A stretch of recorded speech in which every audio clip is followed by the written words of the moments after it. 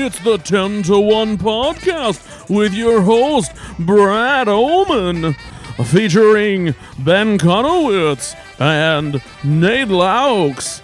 And here's the podcast. Welcome back, friends. March 1st, 2025. Shane Bartholomew Gillis. March Fool's Day is what they call it.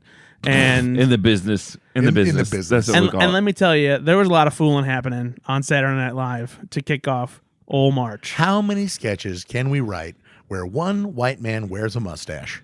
That's what I thought. The answer is always not enough. This is the first episode of SNL since the 50th anniversary special, and we are very excited to be back. And this one is hosted by comedian Shane Gillis, the second time he is hosting since being asked to return after being unceremoniously and famously fired from the show before he even got to be in an episode. But he's doing better than ever, and he's back on SNL, and I wasn't expecting it, and I was yet again surprised to see another stand-up comedian hosting during the 50th season. This is definitely the year of the stand-up comedians. I'm not hating that at all. No, it's, I mean, you know that they're going to be funny, you know that they're generally going to be just good at comedy. Have a decent stage presence. Even if sketch comedy isn't their forte, you know, someone like Bill Burr is not the best sketch comedian, you know, but at least you know he's going to be funny in some capacity. I think that the biggest thing about a stand-up hosting SNL is they are so used to fucking bombing. Mm-hmm. And so, like, if the sketch isn't getting laughs, they're at home.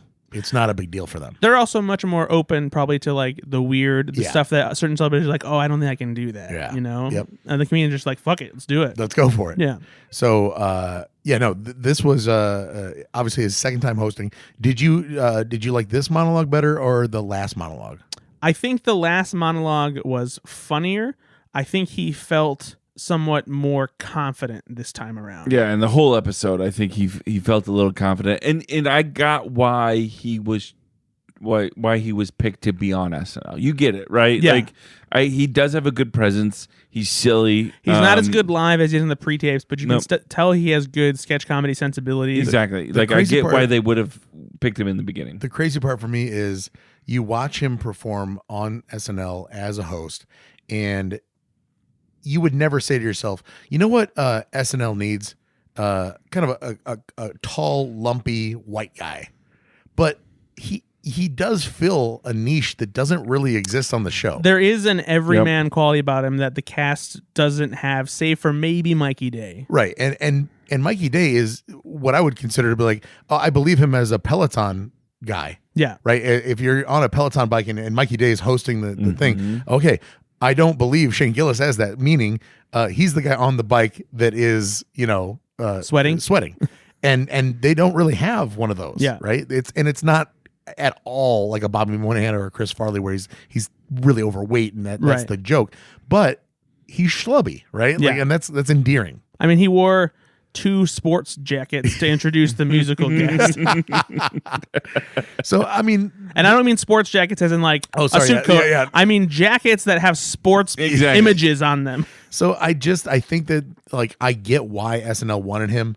He did fill a void, for the show. Would it be wise to get somebody like him in the future? I mean, I love the everyman quality, obviously, of him. I don't love, he says insanely outrageous things on podcasts to get likes and views and whatnot. Smash that subscribe button, but it doesn't need to be overtly racist. Yeah. But he still has a little bit of There's tone deaf sensibility. There's and some problematic. Can we Yeah, say for though sure. that like Nate Bargatze is the same everyday kind of man, right? Like he's certainly not as controversial, but he's kind of a regular guy. He doesn't seem like he belongs on the coast. But Bargatze doesn't feel schlubby though. That's the difference. I guess, yeah. Yeah, it's like There's some inherent comedy that comes from Shane Gillis. Well, it all depends on feeling what like a bit of a era bum. of Nate Bargatze, because so Nate Bargatze, because previously he He schlubby point, was He got a pointing little the right chubby. direction. Yeah, but he didn't have a beard before too, so No. he didn't. But he looked more like a dork than he did, than Shane Gillis does. The thing is the shared characteristic between Shane Gillis and Nate Bargatze is that they play dumb. Right. Yep. I'm dumb. Don't listen to me. I'm stupid. I'm about to warn you. You're about to have a very dumb conversation. but very different kinds of dumb. Exactly. The difference is Nate Bargatze is dumb in the way like I don't read good.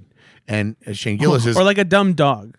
A golden retriever. very, He is a very, golden very loyal. retriever. Yeah. Right? Yep. Whereas Shane Gillis is, I'm about to say something offensive because I didn't know any better. Yeah. Right. And There's you a- know there's a you're difference. He's the Thinking it, Shane right? Gillis is the kid who is always like getting in trouble with the teacher because he doesn't know when to shut up. Exactly. And so that being the host of SNL, I mean, we'll talk about overall what we think, but he came back for a second time because, his first one was not bad at all. No, I thought it was pretty good, and we even talked about the kind of how conflicted we were a little know. bit about it. I do think Shane Gillis as a whole has not leaned into as much some of the controversial stuff as he could have because he is in that group. Oh no, right? absolutely. And if anything, he's been open about Yep, pushing back on some of the worst parts of the people who did exactly. initially And so- get attracted to him. I think so much happens where you say some shit because you don't know how famous you could get. Yep. And you're Yeah. just like looking for views and looking to say the outrageous thing because nobody's fucking listening anyway. Then when you go, oh, by the way, 1 million people heard that, he goes, oh shit. No, And but then it becomes, okay, I can double down on this, or I can apologize, or third, I can just be me. Yeah. And I feel like Shane Gillis is pretty damn good And at not apologizing, not doubling down, but just kind of like, maybe if I do more, they'll understand where I'm coming from. Yeah. And for like 8 years, right? He was on the show, like he was supposed to be on the show 7 or 8 years ago. Up until about Has it 2 been that long? It's been Bo and Yang. Oh, Bo I and think. Yang, 6 years, yeah. That was when he was supposed to be hired. Yeah. Wow. And so Gosh darn, we're old. yeah, and so but for most of that time, up until like the last 2 years, Shane Gillis has not really been a household name. Right. Right. He's really come on the last year or two, and I don't know if it's a Joe Rogan thing that's what kind of propelled him. There is a very Or what? But- Theo Vaughn, Yep. Joe Rogan, Tom Segura, Some of the biggest podcasters in the world. Yeah, Yep. but they are all a little bit right leaning. Yeah. Well, let's get into it. Wait, real quick. Yeah, no, we're done. Let's Trivia get into question it. for Nope, you. nope. Which of the cast members didn't appear? Chloe Fineman had COVID, I believe. Yes. Chloe Feynman was not Yeah, she on did get COVID. this episode. So She should not have been making out with Martin Short at the 50th. But it is what it is. I'm not gonna tell you what to do. It's a wild night. exactly. I mean, who are you to say? I'm not one to say it at all. All right, cold open Elon Musk meeting. Elon Musk interrupts a heated meeting between Donald Trump, J.D. Vance, Marco Rubio, and Ukrainian President Zelensky, leading to a comedic clash of personalities. Elon Musk was played by longtime former cast member Mike Myers. J.D. Vance was again brought back to life by Bo and Yang. Marco Rubio by Marcelo Hernandez. And Mikey Day does a pretty good Zelensky. Kudos to him. This I heard, again, I don't know if this is true, but on the SNL subreddit that somebody suggested that they probably were going to do a sketch about Elon Musk's kind of crazy meeting that he had in Trump's cabinet meeting earlier in the week, and then they pivoted to this crazy Zelensky meeting. It made me wonder how hard it is, because they try to do political cold opens now, right? And they have been, how hard it is in the Trump administration, because there's always something new to Last minute. Yeah, exactly. To parody, right? That happened the day before? Yeah. That's insane to write an entire sketch and pivot like that, especially with a guest star. Because again, they were going to do Elon Musk anyway. Yep. But So now he's Mike got Myers is priority in town. and thank God he's Mike Myers instead of the other celebrity that has never done sketch comedy. So he's dialed in no matter what. Why him instead of Dana Carvey? Do we know this? I mean, well, as far as I know, Dana Carvey. Is he still sick? Yeah, maybe he might have still been sick because he was sick for the 50th. Yeah, he had the flu, and He got sick. I didn't know. Yeah. The reason he was not there literally was because he had the flu. Yeah, and he just couldn't do it. Because if anybody wanted to be there, it's Dana Carvey. Yeah. Or maybe they just wanted to try something new, and they Mike have, Myers does kind of look like him. There's some Again, things. though, but there's precedent, right? Dana Carvey played him earlier, so why wouldn't you just do that? It must be because he was sick still. That's what I'm saying. But they have swaps roles like that, Yeah, and Dana Carvey had Joe Biden, so it's fun on the 50th season to bring in another person. Yeah, I think. exactly. I disagree. I just think that the only reason Dana Carvey was not reprising that role because they don't it'd be like switching Alec Baldwin from Trump. Like they don't do that. So Ben, is it fair to say you like Dana Carvey Harvey's version of this. No, I'm just saying that better. I think pragmatically, they're never going to switch. They literally just to had somebody a else. whole time when all they did was switch who was playing Joe Biden. Exactly. No, and that's It was like every episode was a new. Yeah. Hey, you try it. exactly, but that wasn't this. Elon Musk has been played by Dana Carvey how many times? 3? 4? I don't remember. I think it was just 2. Okay, so 2, not just 1. And honestly, All right. his performance doesn't. I Thank don't you. ring a bell what it was. I'm not saying it's good or bad. I'm saying that the show logistically wouldn't do sure, But they did. but they did. that because he's sick. Let's talk a little bit about what you thought of this cold open. Listeners of the show of this podcast will know we tend to be politically where SNL writers probably are politically, but we don't often love political cold opens. We just find them pretty stale and pretty, often the trap that SNL gets into, especially with the Trump people, is they just do exactly what happened with Trump with SNL cast members. So it's not that funny because least- it's just kind of sad. At least this time they said it. Right in the preface, the preface to this, they were like, "This is exactly what it was." They really came out and said, "We're just going to do a replay." So what did you think, Brad? I actually really liked this. I thought it worked pretty well for the most part, even though they did do the thing where they kind of just do a greatest hits of what happened and exaggerate it slightly. It did help that they had Mike Myers as Elon to kind of take it to a bit more of a nonsensical level, offer a different kind of approach there. Brad, did you get a little bit of Cat in the Hat vibes? Well, not only Cat in the Hat, but also Austin Powers. Austin Powers. I thought he was evolving into Austin Powers. When he was Comedy's legal. Oh yeah. but that's Cat in the Hat though. Yeah, exactly. Oh yeah. Yeah. I really saw his just other bits. It was Yeah, just I weird. felt like he was losing the Elon and moving into some other This is- greatest hits. At the end of the day, Elon Musk is just the Cat in the Hat. It's true. anyway, It's so. true. But I thought this was good. I thought they gave James Austin Johnson some good punchlines as Trump. I particularly enjoyed him listing the Pokemon cards. It felt very intentional and specific. We don't have Charmeleon. We're gonna get him And the tie being very long. to sweep up. Yeah. But no, I for the most part I really enjoyed it. I felt bad for Mikey Day because it felt like he just kind of had to sit there and look stern and didn't get to have much fun. But, And I think he would have done okay. Like I Yeah. said, every time he said something, I'm like, oh, he could do Zelensky. but obviously he's not where the comedy's coming from. No, anyway, and again, And everybody brought up Marco Rubio, and so to have Hernandez there, it's kind of slinking into the couch. Like they didn't do too much there, but it was still pointed. no, and Bowen Yang as JD Vance. What I love the most about that is I'm gonna guess JD Vance hates it. yeah. So Yeah, well, he can go fuck himself. all right. Sorry. All right, monologue, stand up by Shane Gillis. Shane Gillis delivers a stand up monologue discussing topics like Donald Trump's presidency, his thoughts on Joe Biden, and humorous observations from watching Ken Burns' documentary, The Civil War.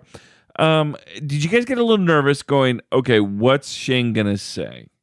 No, what I did not understand is when you're doing a set, obviously, and it goes on a little longer. Like the Civil War stuff took a while, and it was kind of going back to the same well for jokes, and there were diminishing returns, and you could see where he was kind of like in his head, probably going like, "This is not hitting as hard as I was hoping it did," but I still have to commit because this is the set. So there were moments where I was like, "Oof, I feel bad for him that it's not landing as well as it maybe could." Have you guys seen him live? I've not seen him live, no. I wonder, is this a thing he does, right? When is it a trick, right? Comedians often use this trick, right? Oh, yeah, joke wasn't for you. And that often gets a laugh, right? Right. And so does he pull from that well often? I feel like this, Or is he especially nervous? when you said that he was more confident this time around, I saw that in the sketches. I didn't see that in the monologue. No, I felt agree. I felt it. I agree. I felt in the monologue because he didn't seem any less sure of himself than he did the first time. And if anything, the material kind of felt like it was more honed than the first time around. Honed, but not for that audience, and then to kind of double down on the whole "it's not for you" thing is a But little bit. But I think this time he was expecting it because of how it went Sure. the first time.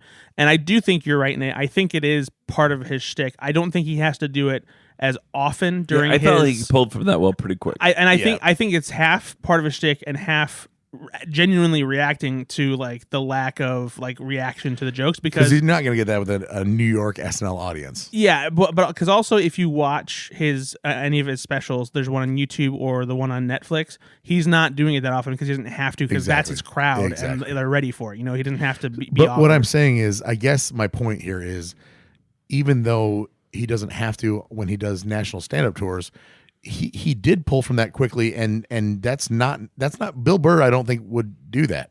Well, that's not Bill Burr's style either, though. I mean, if part of Shane if you're not Gillis laughing is, at Bill Burr, he's not being like, well, that's not for you. Like it's yeah, but that's I agree. I get what you're saying. But I do think that's why Bill Burr. Bill Burr's a legend, and right, exactly. Bill Burr's a legend, and Shane Gillis is still finding his way. Yeah, but I think that Shane also like. I don't think that necessarily is like a detriment because there's plenty of comedians who do have that as part of their style. You know, 'cause even before it became annoying, Chappelle was laughing at his own stuff and like, you know, hitting his leg with the mic and, you know, so everyone. First time I saw it was hilarious. Yeah. It is. I do think though, like you said, I think it's part of his style. I think too with the first monologue he did. What was it last year? Was it last season? I think so. He was pulling a lot of bits from the last special he was doing. Exactly. And this is all new stuff. This is all new stuff.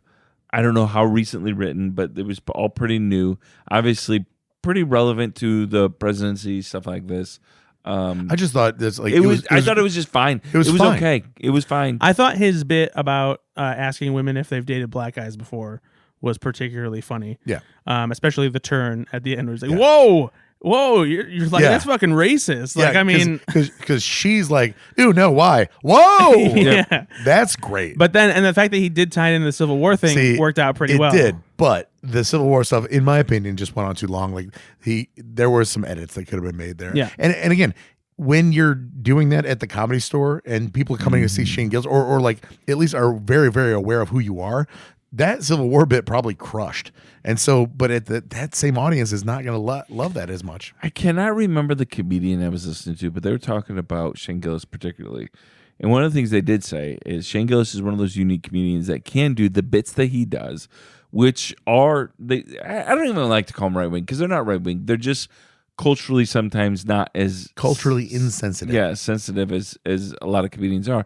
But one of the things that he was saying is he saw Shane perform in New York City and things like that. And Shane is one of the only comedians in his style and his genre that can go into some of the most liberal cities and get away kill with it. still. Yeah. Kill still. Yeah. Right? And it's honestly, it's the Bergazzi big dumb face. Mm-hmm. Like he looks doofy. Yeah. He's not. If he was Matt Rife and was doing those same jokes, he would be hated. Yep. But because he's schlubby and overweight, and he's incredibly self-deprecating. Yep. Because he'll do that bit about like black guy dating his ex before, and then he'll talk about how much of a piece of crap he is. Yeah. So there's some lovability there. By the way, if you have seen Gillis, he is dating fine. He's doing just fine. Don't worry about Shane Gillis as far as his dating profiles. He's doing fine. The sports analogy is that he's out kicking his coverage. Yeah, oh, for sure. Or splitting the uprights. That's disgusting. Don't say that. All right. Moving on. Winery tour. During a wine tour, a woman obsessively tries to capture the perfect photo, much to the amusement of her boyfriend and his parents. This was Heidi Gardner being Heidi Gardner. Shane Gillis played the boyfriend. Didn't really have that much to do in this. And the boyfriend's parents were Andrew Smooks and Ashley Badia. This actually did make me laugh quite a bit, only because Heidi Gardner was doing a Weekend Update Heidi Gardner in a sketch, right? Yeah, this is a bonkers It may have been a character. little long, but Heidi Gardner doing her thing oftentimes just makes me laugh. And so I kind of appreciated that they moved this away from Weekend Update to a sketch to see how it worked, and I thought it was fine. I feel like they could have trimmed the fat early on, maybe. But once the back half kicked in and like she started being more mean to him and the parents, the stuff with the parents cracked me up. Oh my god, the way she did the stupid voices for them was so funny. That was my favorite part by far. It's like, what? Yeah. Who does that? Yeah, it was great. And you know, again, as we're older millennials, but we know that there are people on like this was SNL being great because they're taking something that we know exists, right? The perfectly curated and cold image of a social media influencer, but not even just an influencer. Our friends do this as well, right? And our stupid friends. I don't know. Wait, Brad, can we agree that Nate has some weird friends then? But taking the picture again and taking the picture again. And sometimes I look at my friends or people I know or just know a little bit, and the way they smile in pictures, I'm like, that is not your smile. I've seen you smile. Right? I love it. So I love the kind of she's saying things like you're holding, like you're catching a very baby. observational. You know, that's a very fun, because again, I've been in positions where a professional photographer has told me to look a certain way and act a certain way just to get a good headshot. I'm like, that's a weird direction. Also, Ben doesn't know what to do with his hands and photos. I never know what to do with my hands. It's Ricky Bobby. I am literally holding them, but I don't know what to do. It's the dumbest thing. I thought that I crushed it on the last time I took a photo with everybody. It turns out that I was interlacing my fingers. And the way that I turned, they looked like sausages that had been pressed. And so one of my people in my industry commented like, wow, look at those hands. It's like, what the fuck, man? Like, this is a family photo. Come on.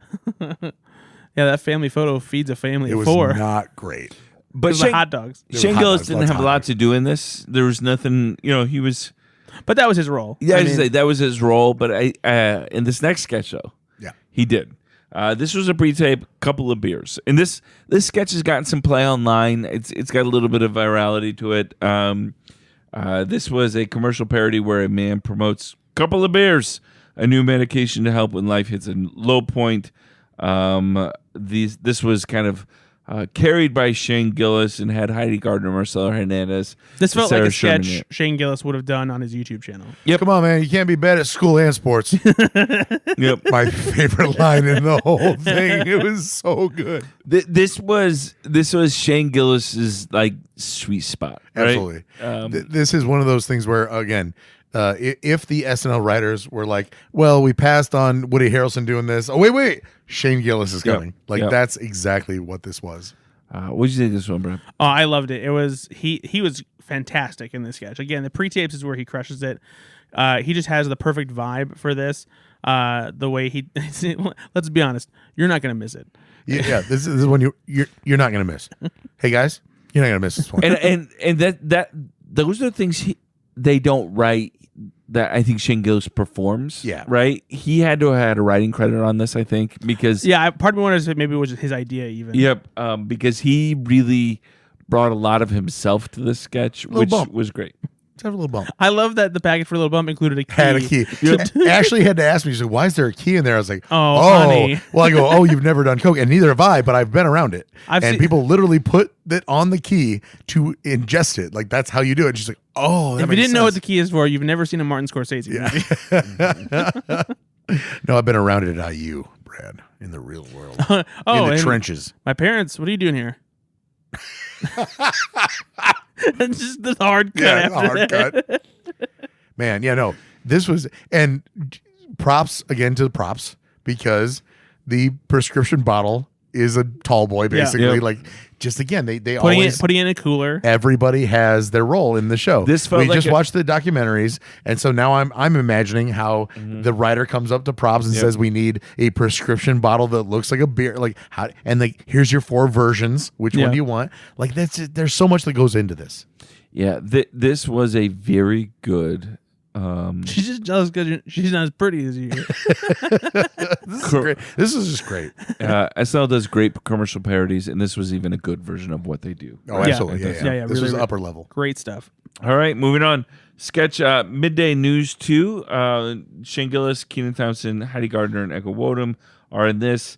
A daytime news broadcast goes off the rails as the anchors struggle to keep it together while covering absurd and escalating news stories. What did you guys think of this one? Did this one make you laugh at all?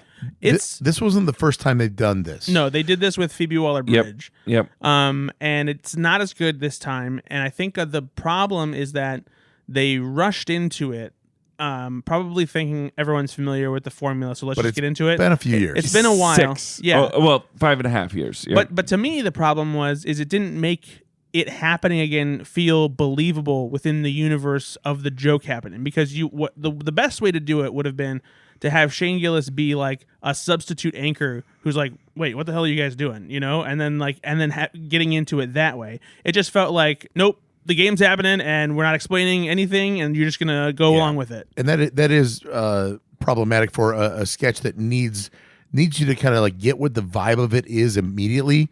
But there's a way to, like you just said, there's a way to do it where you can explain to the audience what's going on. Yeah. Right. Because it felt rushed. It didn't feel like I still listen. But there was some all that really stuff, though, funny I still parts. laughed. I'm not gonna lie. Still some great things that go along with the formula. Good punchlines. It is one of those things, though, that you could probably, the writers could keep on writing for a long time. Yeah. Right. I did like that Heidi Gardner was not on board until she was. Yeah.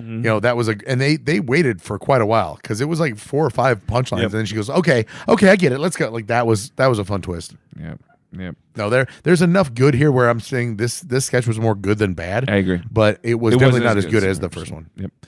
All right, this one was more poignant for me. Dad's house. Oh no, sad. A divorced dad tries to connect with his kids over the weekend, resulting in humorous misunderstandings and heartfelt moments. Divorced dad, played by Shane Gillis. Oh, no shit. Kids played by Andrew Smooks and Sarah Sherman, Bridget, Heidi Gardner, Trish, Ashley Padilla, and Sean was James Austin Johnson. It feels like the same as the couple of beers. Oh, yeah. Where it's just designed for him. Yep, exactly. This is a bit he's done, I'm sure, that he pulls into a sketch format. I love you. This premise actually is so like simple and brilliant. I'm surprised no one's done anything like this before. It was very good. As soon as it said Dad's house, I was like, I knew exactly what this was gonna be. Yeah. And then he just, Mike, you don't want to shoot the juice? It's just the disgusting food that you would come up with, like all that stuff. Dumping the syrup in the Vienna sausage was so gross too. Darn. Just the way it diluted It makes the me water. think, like, what if Ashley goes away for a couple of days and I have to like watch The Boys? Like, this is the kind of stuff that I come up with. No, this is great. And honestly, this is, you look at the previous hosts, this needs to be played by Shane Gillis, though, because it needs to be a little bit of a schlup, right? Also, in every movie that you've ever seen that has a situation like this, the wife's new lover is James Austin Johnson. It's always like, this is Sean. This is Sean Spencer. Who am I talking to? Whatever it is. Who am I talking to? Also, that was the perfect live action version of Ned Flanders. It if was there ever was one. Incredible. Like that's slept on in this sketch, but he perfected it. It was awesome. My favorite part of the sketch, though, is having the puppet woman. Oh my God, yeah. Shane's delivery. What the hell are you doing here? What are you doing Yeah, here? exactly. And I love that. And she's like, you guys want me to make you something to eat? So in my head, the puppet shows up and I'm like, what the fuck? And they go, oh, it's a kid's show. Because you don't remember. Yeah. And I think that's a great way for the writers to be like, hey, we've got to remind everybody this is supposed to be a show, not just an actual look into what's happening in this guy's life. No, I don't want you to be my kids after you did that. That's the best. This is a great sketch. I thought so too. This is very good, very well written. Nate, I'm sorry, buddy. if you Little found close any- home, but all right. The Please Don't Destroy film, The Sound. In a spoof of singing competition shows, judges assess a contestant based solely on his voice, leading to unexpected and comedic critiques. This obviously was Ben Marshall, John Higgins, Martin Herlihy, and then the fourth judge was Ego Wodem, and the contestant was played by Shane Gillis, and Tate McRae plays a cameo in this as well. It was good to see another Please Don't Destroy sketch. I feel like we hadn't seen one in a little while. It's been a little while. Yeah, they haven't done a lot this year. No, they've been around. Or maybe we're gonna find out. Maybe they're writing another movie or something. I don't know. They definitely weren't writing anything for the 50th. Whoa. Here's what is it? this is the reality. I don't know, just because there was several episodes. And Nate was like, maybe they're writing something for the 50th. You know, here's now I know Just sounded like you were. they've written for sketches and stuff. The last Please Don't Destroy sketch was October 19th. It's been a while. Yeah, it's quite a while. It's been a while. They've since only I done. saw All right. a Please Destroy sketch on Please don't SNL. This is the second been a Please while. Don't Destroy sketch in season 50. That's all. They've Whoopsie only done doodle. 2. So what'd you guys think of this one? I actually thought it was pretty funny. I liked the premise. This didn't feel like a Please Don't Destroy sketch to me, though. This felt like an SNL digital short. Yes. Yeah, that's good. Very high production value, which is fine if they want to switch it up around that. But there was something about it. The comedic tone didn't even feel like Please Don't Destroy.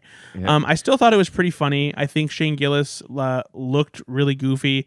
I feel like a Please Don't Destroy version of this is when it's not just Shane Gillis, but they just do a cavalcade of characters that are all that. Yeah. And they have to like keep spinning around. You know, the silliness wasn't there. It's a good point, Brad.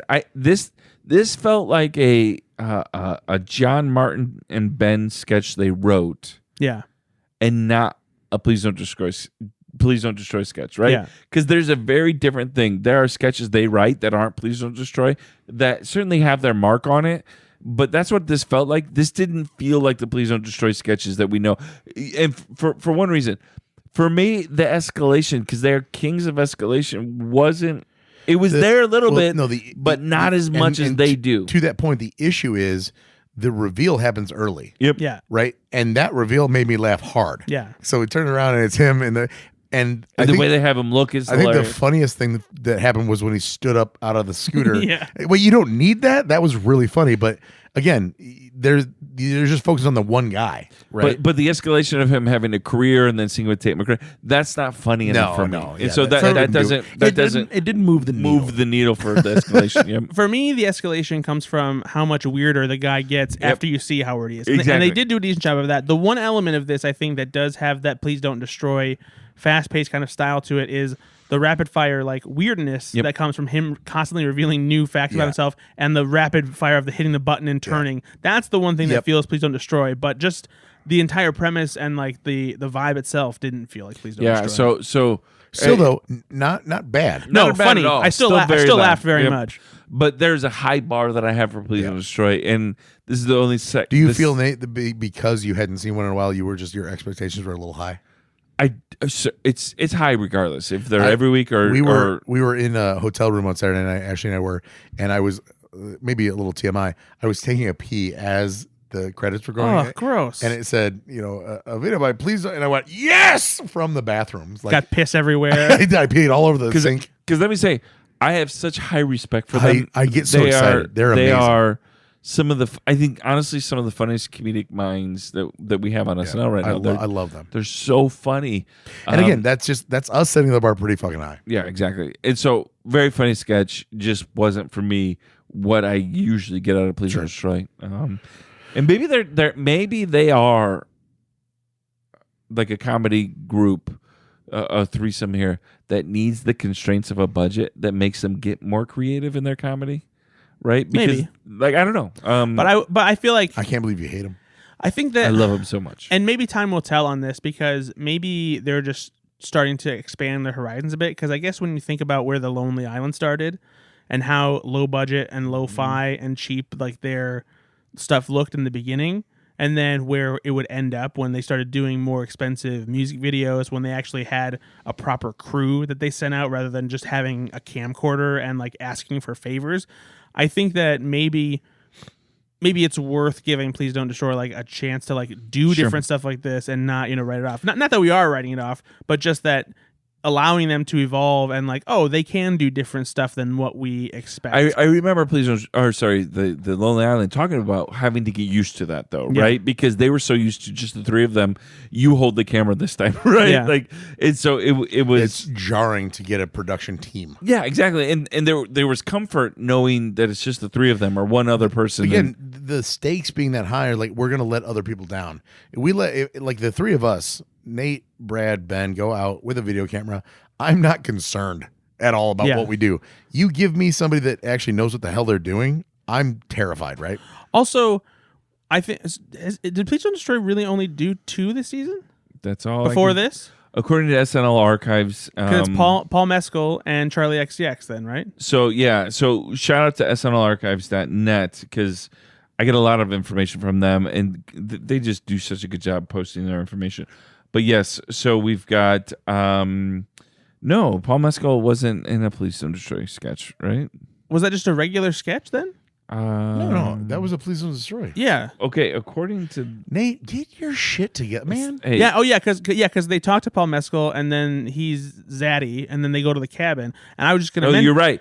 They don't. He does not have that listed, but you're absolutely right. Paul Mescal is daddy. Because I was gonna mention that was one where they also Zaddy. went beyond the confines of like the SNL office and SNL in general, and did something that was a little more higher budget, higher production quality, that kind of thing. SNL Archives does not have that listed, but they do have the skydiving one listed from 1019, which was with So Michael that's Keaton. 3. Yeah, so Well, 3 of them. SNL Archives is bad at keeping the archives. Easy. It's I'm just kidding. You do a good they job. do He does a great job. But I like to check SNL Wiki. I do too. Well, the wiki or the fandom. That's the one. It's an SNL Wiki, but it's on fandom. Yeah, but they also there's a Wikipedia. moving on. Moving the My fuck sweet on. summer child. Good God. All right, it's time for Weekend Update. Get your calculator out, you sweet, lovable boy. All right, the anchors Michael Che and Colin Jost tackle current events with their signature humor, while special guests add their comedic takes on movies and dating. The Weekend Update bits this week were the movie guy. Marcelo Hernandez discusses his predictions for the 2025 Oscars, and Jake Wickline comes back and shares her quirky tips about wooing potential love interest. Ben, give us. It's been a while, so give us true. a little bit of. It's been a while. barometer. No.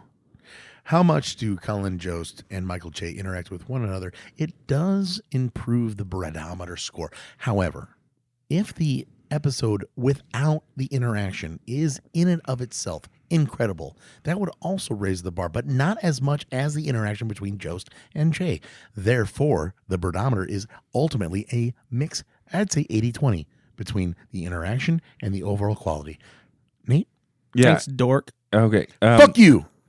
We also know that in the off season, Brad reworked his barometer a little bit. Got it. Took it into the shop, dialed back down to normal levels. and so instead of everything being at 100 as a hundo as it's been, he brought it down just a tad bit, so he made it a little more reasonable. And if you remember right, it would have been at the levels that Ben and I had been guessing all Exactly. along. I will say this time, Nate, I'm going to put this one at an 86, and it's because Colin Jost called for Michael Che's firing by clapping and looking at him, and it was a direct interaction that was not just a little wink, but like a very overt thing. So I'm going to say 86. 85. I'm sorry. Show it. You both gone over. It's 81. 81. Okay, Wow. So wow. we still have it. There's a little bit of fully recalibrated, and while that interaction Ben did point out was funny, it was just one instance. There wasn't like a whole back and forth throughout. It didn't create like a whole bit of just having fun with each other and laughing at each other's nonsense and all that jazz. So yes, And all that jazz. 81. Keeping right, it fair enough. reasonable. All right, fair enough. Keeping it reasonably. What'd you think about the jokes? Yeah, this were there time, any Brad? jokes that stood out?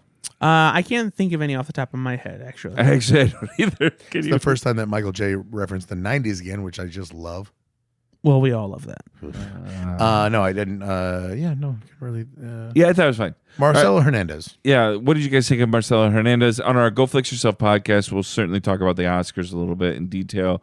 What did you think about his take on the Oscars? This was such a weird character. Yeah, I thought so too. And I think that Marcelo Hernandez knew how weird it was too, because the way you saw him playing it is like he kept kind of like half chuckling at what he was saying, like wasn't even really sure like what he was doing or like why.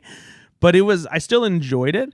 I don't necessarily know the purpose of the character. I like the audacity of a movie guy never seeing any of the films, and the fact that they keep bringing up, like, you saw this one, right? And you're like, oh no, I didn't. Like, that got better. It's like a Letterman bit. It kept getting better. The fact that he had not seen any of these. It was, But it was kind of a swing and a miss for me. I didn't think it ever hit the thing that they were thinking it was going to be. I loved it. I really loved it. I chuckled at it, but like I loved it. I find myself because it didn't feel like a Marcelo Hernandez character. Exactly.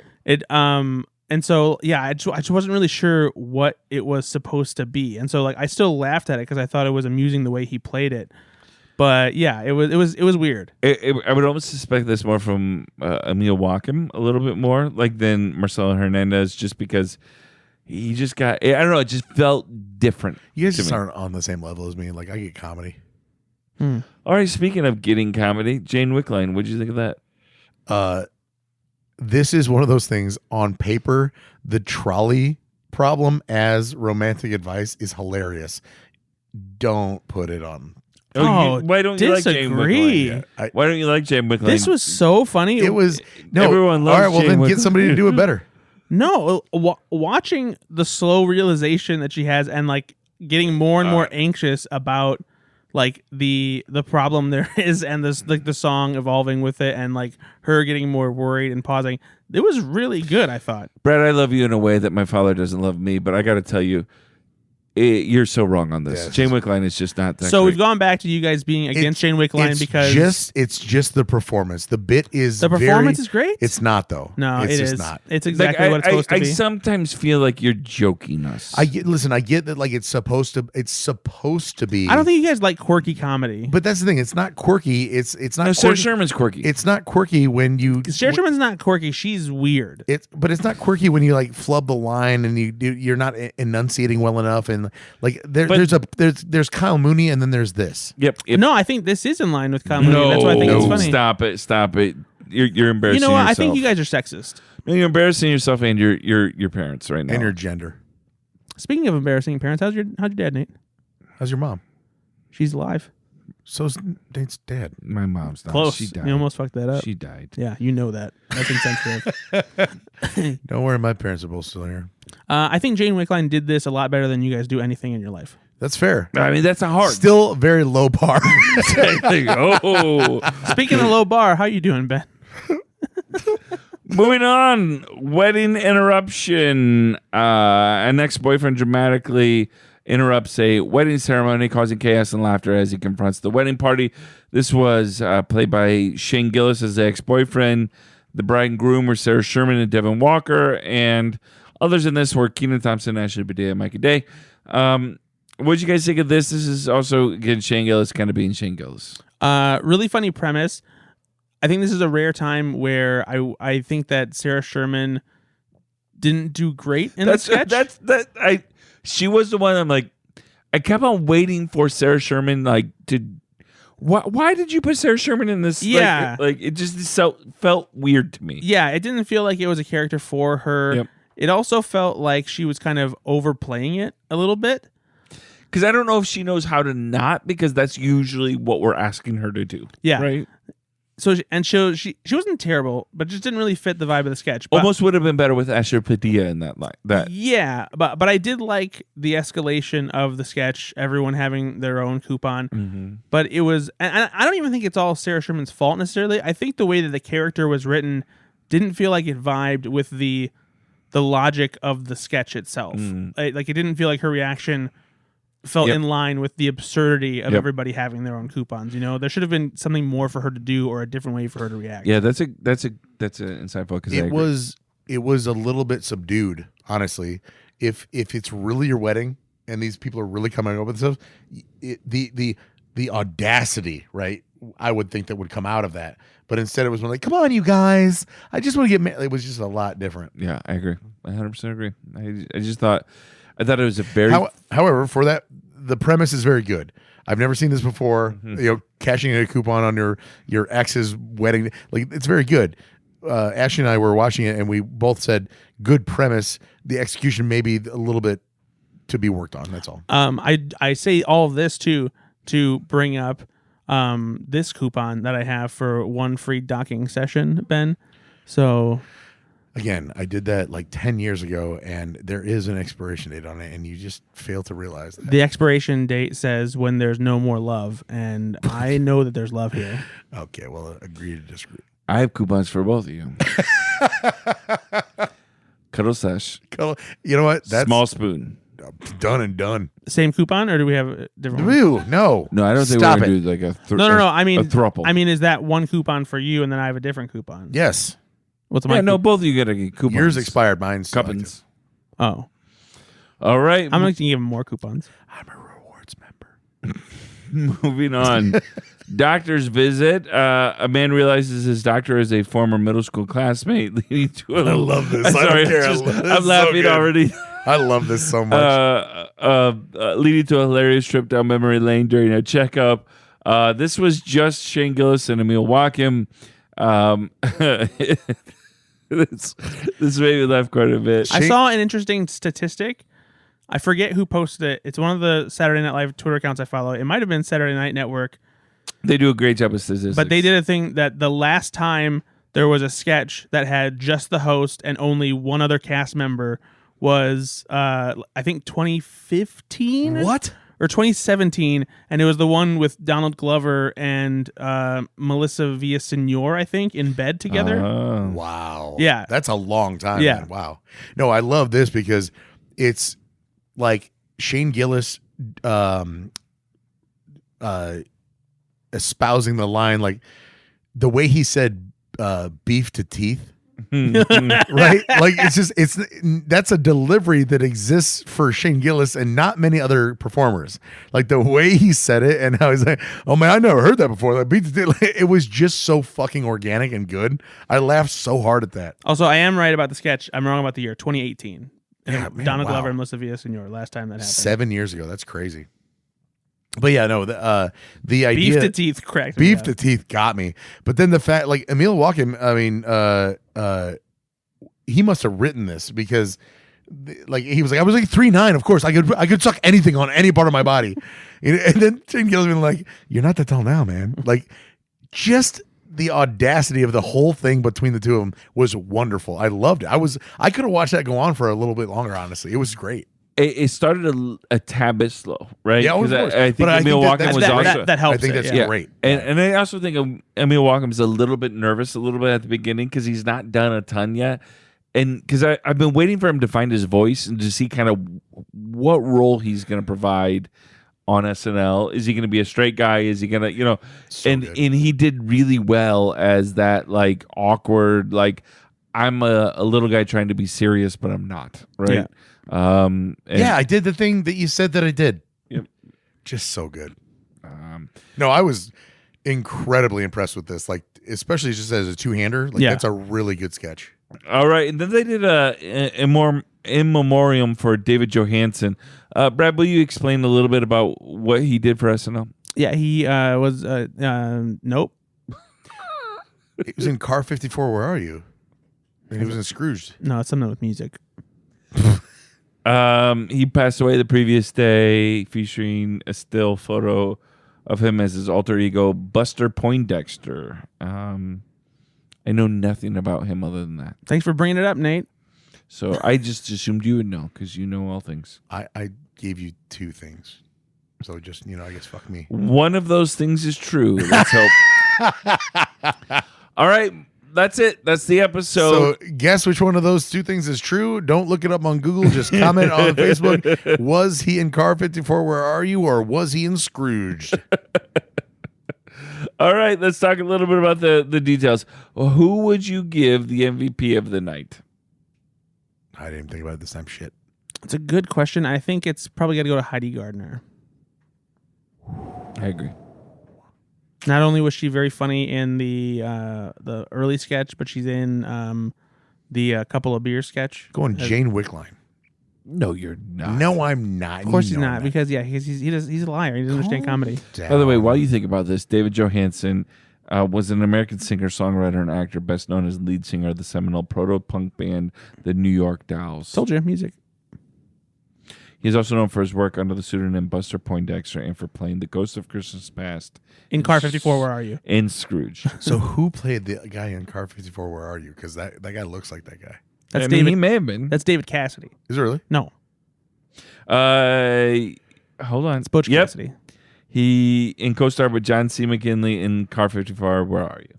So the same guy. It is. Oh, you go take a big step back. Yeah, go, Brad, fuck you're your done. own face. You're off the podcast. We were both right. Brad, you're No, off the you were podcast. not. I said it's something to do with music. You're done, Brad. You're done in this business. No, I done. nailed both of his acting roles. Yeah, Ben did. Both of them. You're embarrassing. Oh, you know what? I'm good, man. I'm the MVP of this episode. You wouldn't be the MVP on a football team where you're the only player. So, Ben, did you have an MVP? Sorry. Yes. I'm gonna. You know what? I will. I'm gonna give it to Shane Gillis, and here's why. Ooh. Here's why. The only reason I'm giving it to him is because I think Of his politics. three sketches could not have existed in the same way if it was a different person than Shane Gillis hosting. And I know we say about like going above and beyond, That's true. but It is these true. were literally sketches that were written kind of for him, with him. They don't have the same impact if it's anybody else. Brady's not True. wrong. He's No, not that's wrong. a good point. It's a good point. A couple of beers hits way different if it's Paul Rudd or if it's Natasha Lyonne or just anybody, right? Yep. So, and Dad's House and whatever. So I will give it to him. It was enough where he was pulling his weight. I can't figure out another. Like, I think Heidi Gardner Heidi deserves crushed it, it, obviously. but I can't think of another cast member that. So I think Shane Gillis is a worthy person Yeah. to be in the consideration. And of. but I want to be very clear. It's different than like Above and Beyond. It's because this felt like a catered episode for him more than normal. I was a little confused because I saw a lot of the fodder online, and it felt like a lot of people were saying this was not a good episode. Yet the three of us just talked about an episode that we kind of liked I liked most it a of the lot. sketches. Yeah, I think it's a decent episode. I don't think it's like a home run or anything like that, but I think it's most of the sketches are pretty Was funny. there a bad sketch? I think you go back through and there's not really a bad sketch here, but you also go through and I think that you have a little bit different. Like, go watch Dad's House again. It's very good. Go watch the winery one. I watched it twice, and Heidi Gardner, She's making fantastic. him do Yeah. this. Yeah. Like, it was great. Like there's really Weekend great Update moments. may have been a little weak in Honestly, this one with the which is bits. crazy that Weekend Update is maybe the weak point of this whole episode. Yeah. The sketches were very good though. But yeah, I was very happy. All right. What was your sketch of the night? Couple of beers was me. Well, I mean, if it's a pre-tape, it's a couple of beers for sure. But You're allowed to be pre-taped. I don't know why I have to explain this to you every time. It can be a pre-tape. It's a sketch. It's a sketch.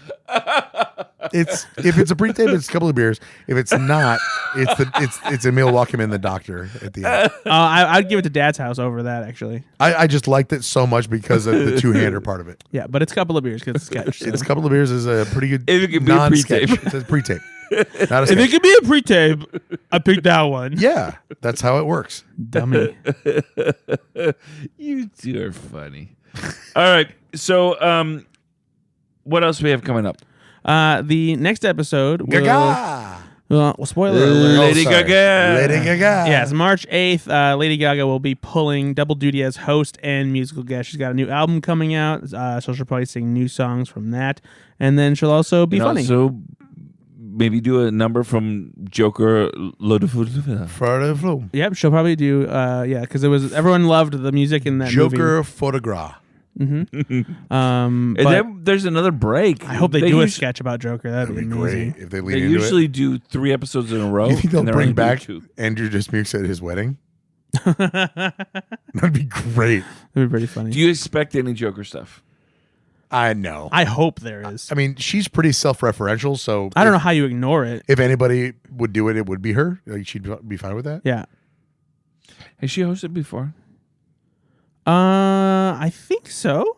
I mean, she definitely was the musical guest previously, and she's definitely been in. She's been in sketches. Sketches. Yeah. Huh.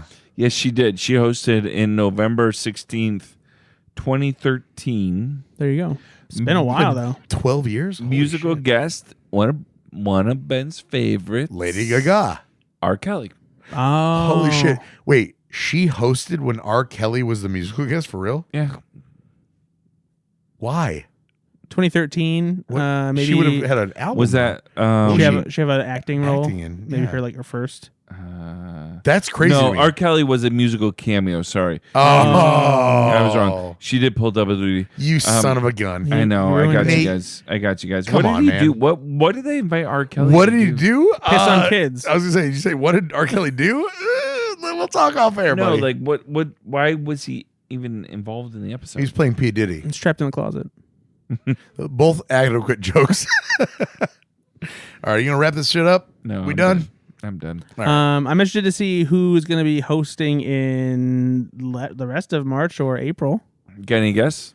The lady from the Best Picture. What is it? Oh, Mikey Madison. Yeah, we could see Mikey Madison. Maybe they'll bring Adrian Brody back. He did such a good job last time. Oh my God. Give me another comedian that they should pick.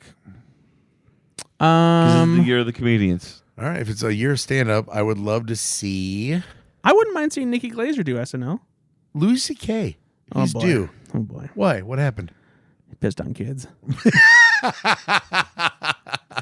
He asked if it was okay though.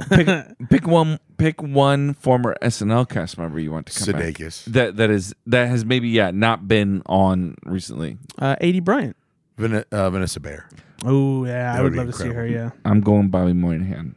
Yeah. Oh, of course. Actually, that's my new pick. Yeah, if like somehow somebody in Hollywood give Bobby Moynihan an A-list acting role, so just so he can come back I don't and care. host. I don't care if care. he's sitting at home. Every role he does is an A-list. I know. acting role. Listen, I'm saying, you know what?